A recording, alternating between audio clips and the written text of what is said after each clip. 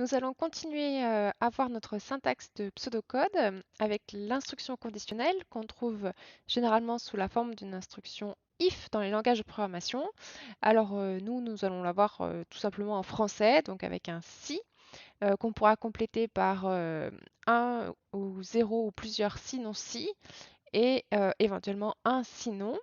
Donc c'est assez classique, hein. Et pour délimiter nos blocs, eh bien, en général, on utilisera l'indentation pour délimiter donc, les blocs d'instruction qui vont avec le si et le bloc d'instruction qui va avec l'éventuel sinon. Donc c'est inspiré du Python et on essaiera de renforcer cette délimitation avec des barres verticales comme on peut voir ici et là. Donc on voit que ici la barre n'est pas refermée puisque le sinon va avec le si. Euh, ou éventuellement, si on ne souhaite pas utiliser cette syntaxe, on pourra délimiter la fin de nos blocs avec un fin si. Donc, par exemple, je déclare et j'initialise une variable a de type entière à la valeur 56 plus 31. Et je dis que si a est pair, donc si a modulo 2 est égal à 0, eh bien j'affiche la somme est paire, sinon j'affiche la somme est impaire. Et donc, si on préfère utiliser cette notation-là, eh bien on aura un délimiteur fin si pour délimiter la fin du bloc du sinon. Donc, comme dans le langage de programmation classique, il peut y avoir 0, 1 ou plusieurs sinon si. Donc, c'est l'équivalent des elif ou des else if. Donc, dans notre exemple, si a est égal à 0, j'affiche l'entier donné est nul. Sinon, si a est strictement positif, j'affiche l'entier donné est strictement positif. Et sinon, j'affiche l'entier donné est strictement négatif. Donc, la condition d'un sinon si n'est évaluée que si toutes les conditions qui sont au-dessus, dans les autres sinon si, dans le si, ont échoué. Et on passe dans au plus une branche d'un si sinon si sinon qui fonctionnent ensemble. Et s'il y a l'existence d'un sinon, on peut même dire plus précisément qu'on passe dans exactement une branche de cette instruction conditionnelle. Donc on va passer soit là, soit là, soit là. S'il n'y a pas de sinon, il peut arriver qu'on passe dans zéro branche. Si toutes les conditions du si et des sinon si sont fausses, eh bien on passe dans zéro branche et ça ne provoque pas d'erreur, c'est pas un problème. Donc il peut y avoir 0 ou 1 sinon. Et évidemment, il y a toujours au moins un si. C'est comme ça que commence notre instruction conditionnelle. Dans les instructions classiques, on retrouve des boucles. Donc dans un premier temps, on va voir la boucle pour. Alors voici la syntaxe qu'on va utiliser. On mettra pour, on mettra ici notre indice, qui doit donc être une variable précédemment déclarée, de indice début à indice fin. Et on va supposer de manière implicite que les bornes d'indice début et indice fin sont incluses. Donc attention, ça c'est un choix un petit peu particulier puisque du coup c'est un peu contre-intuitif par rapport au range en Python en particulier, qui par défaut prend l'indice de début inclus, mais l'indice de fin exclu. Mais par rapport à ce qu'on a l'habitude de dire en français, c'est un peu plus logique d'inclure les deux bornes de début et de fin. Euh, donc, par exemple, ici, je déclare et j'initialise une variable entière somme à 0. Ensuite, je déclare et j'initialise une variable entière n à 15. Ensuite, je déclare une variable entière i. Et je dis pour i allant de 1 à n. Donc, i va vraiment prendre toutes les valeurs de 1 à n incluses. Donc, si n voilà, vaut 15, il va prendre successivement les valeurs 1, 2, 3, etc. jusqu'à 15 inclus. Somme prend la valeur somme plus i. Et là encore, on a la délimitation de notre bloc des instructions pour, qui est délimitée par l'indentation et une petite barre verticale. Et donc le print qui est ici n'est pas dans le bloc du pour, c'est-à-dire qu'il s'exécute seulement une fois que l'on est sorti de nos itérations de la boucle pour. Et ça va afficher somme totale, donc ça va être la somme des entiers de 1 à 15.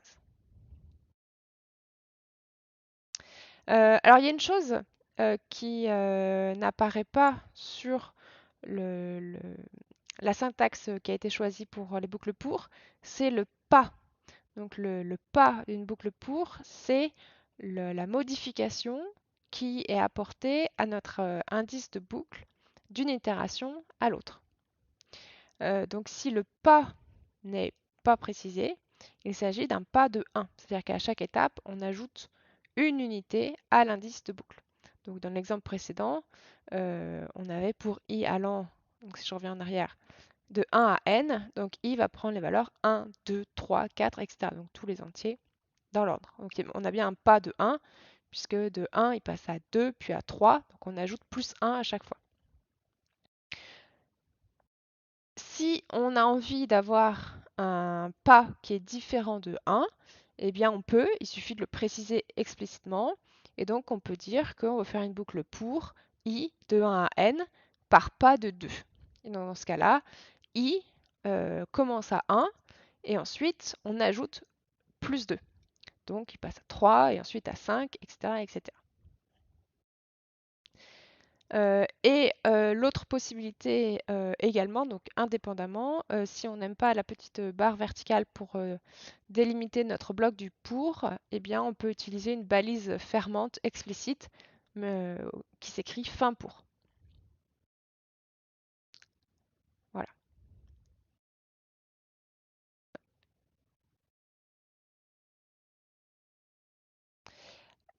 Ensuite, comme dans la plupart des langages de programmation, on a une deuxième sorte de boucle qui est la boucle tant que, qu'on retrouve sous la forme d'une boucle while, donc que ce soit par exemple en C ou en Python. Donc on va l'utiliser tout simplement sous sa forme traduite en français, qui est tant que. Donc on utilisera tant que, et puis ici on va mettre notre condition. Et donc tant que la condition est vraie, on exécute le bloc d'instruction qui est ici. Une fois qu'on a fini, eh bien on remonte, on évalue notre condition. Si elle est vraie, on passe dans une nouvelle itération, on exécute nos instructions, etc. Et dès lors que la condition est évaluée à faux, eh bien on saute notre bloc d'instruction et on va exécuter ce qui est après notre bloc d'instruction du tant que. Et donc là encore, on délimite notre bloc d'instruction du bloc tant que avec un cran d'indentation et une petite barre verticale, ou bien si on préfère avec une balise explicite de fermeture fin tant que. Par exemple, j'initialise et je déclare trois variables somme, note et nb-note. Donc les deux premières sont des floats et la troisième est un entier, initialisé à 0 toutes les trois. Et je dis que tant que note est supérieur ou égal à 0 et nombre de notes strictement inférieur à 5, eh bien je demande une saisie clavier en affichant prochaine note et en laissant l'utilisateur saisir quelque chose au clavier. Et je récupère cette saisie clavier que je euh, convertis explicitement en flottant, que je stocke dans ma variable note, qui est bien flottant. J'ajoute cette note à ma variable somme, donc qui est initialisée au début à 0, qui me sert d'accumulateur, et j'incrémente ma variable entière nb-note, qui va donc se souvenir du nombre de notes qui ont déjà été saisies par saisie clavier. Et donc je continue tant que la note qui est donnée est supérieure ou égale à 0 et que le nombre de notes saisies est strictement inférieur à 5. Et donc ça permet à l'utilisateur d'interrompre la saisie en tapant une note strictement négative ou bien dès que le nombre de notes voulues est atteint. Et à la fin, eh bien, une fois qu'on sort de notre boucle tant que, on va afficher la moyenne des notes qui ont été saisies en divisant ce qu'on a dans notre variable somme par ce qu'on a dans notre variable nb-note.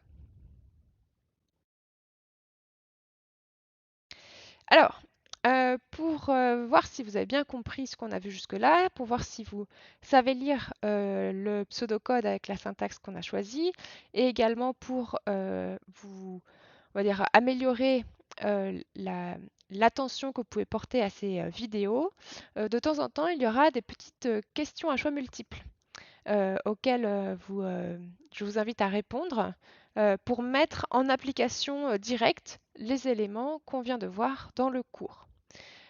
Donc là, il y a une question qui vous est posée. Donc ici, vous avez un algorithme fourni en pseudocode que vous devez lire et comprendre. Et en encadré à droite, eh bien, vous avez une question à laquelle vous devez répondre. Donc, vous devez choisir votre réponse. Si vous regardez cette vidéo sur une interface Moodle, donc si vous êtes étudiant de l'Université Clermont-Auvergne, si vous regardez cette vidéo via le Moodle de l'UCA, ou bien si vous regardez cette vidéo via la plateforme Casein, vous devriez avoir un petit bouton qui s'affiche et la vidéo qui se met automatiquement en pause pour que vous puissiez sélectionner votre réponse et vous verrez ainsi si la réponse que vous avez choisie est la bonne ou pas. Et dans la suite de la vidéo, vous aurez la correction. Alors, voyons voir. La réponse est 18. Pourquoi? Eh bien, regardons ensemble ce que fait cet algorithme. Alors, je déclare trois variables entières n, produit et i. Produit initialisé à 1, n initialisé à 3. Ensuite, j'ai une boucle pour i allant de 1 à n, donc i commence à 1. Ensuite, j'ai une affectation, donc je commence par évaluer ce qui est à droite. Donc, produit fois i, donc produit vaut pour l'instant 1, i vaut 1, donc 1 fois 1, ça fait 1, je stocke ça dans produit. Donc, produit vaut 1 et i vaut 1. J'ai fini mon itération, donc je remonte. C'est une boucle pour, donc automatiquement, à chaque remontée d'itération, mon indice de boucle est mis à jour automatiquement avec le pas. Ici, le pas n'est pas précisé explicitement, donc c'est un pas de 1, c'est-à-dire que je dois faire plus 1 à mon indice de boucle. Donc i, qui était à 1, passe à 2. Donc i vaut 2. Je vérifie, est-ce que je viens de dépasser ma borne sup? Pas encore, puisque n vaut 3. Donc je dois aller jusqu'à 3 inclus. Il est à 2, donc tout va bien. Je fais mon affectation. Produit vaut 1, i vaut 2. 1 fois 2, ça vaut 2. Je stocke 2 dans produit. J'ai fini mon itération, donc je remonte. Je mets à jour mon indice de boucle avec le pas de 1. Donc je fais plus 1 à i qui passe à 3. 3, c'est encore dans mon intervalle de 1 à 3. Inclus, donc dans la syntaxe que j'ai choisie pour mes boucles pour, je le répète, je vais jusqu'à la borne sup inclus. Donc ici, de 1 à n inclus. Donc i vaut 3, je fais une nouvelle itération. Produit vaut 2. I vaut 3. 2 fois 3, ça fait 6. 6, je stocke ça dans produit. Et je remonte, je mets à jour mon indice de boucle, donc i, qui était à 3, il passe à 4, puisque mon pas est toujours de 1. 4, alors 4, c'est plus dans ma borne, de 1 à 3. Donc, ma boucle bourg est terminée. Je ne m'engage pas dans une nouvelle itération.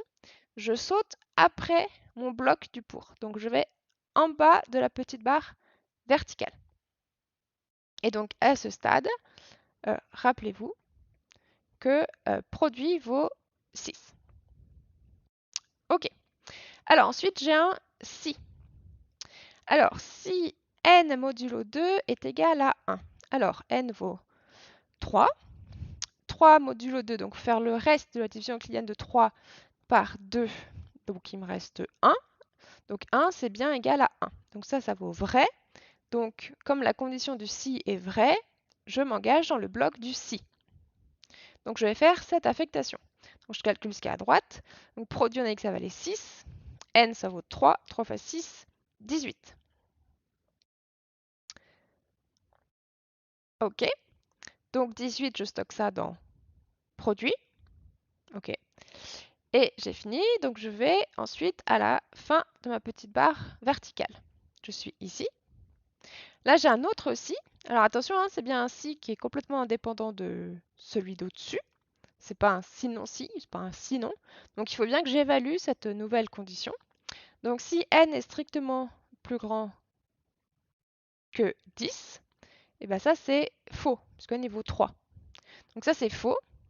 Donc je n'entre pas dans ce bloc du si. Donc je saute après la fin de la barre verticale. Et donc je suis ici et produit vaut 18.